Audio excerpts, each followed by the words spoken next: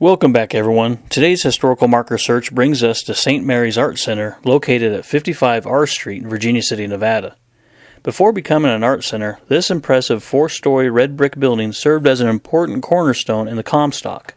So let's go ahead and take a look at St. Mary Louise Hospital. St. Mary Louise Hospital. Built in 1875 under the supervision of Father Patrick Manogue, the St. Mary Louise Hospital opened March 6, 1876.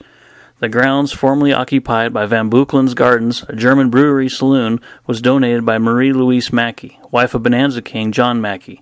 The 4-story, $40,000 building with accommodations for 70 patients included a small chapel, a well-stocked reading room, and a facility with bars on the windows for the mentally disturbed.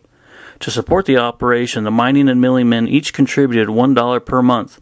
The hospital was maintained by the Sisters of Charity, who resided in the attic.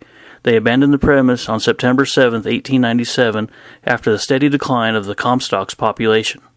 Dedicated June 28, 2003, Julius C. Belay Chapter, Eclampus Vitus.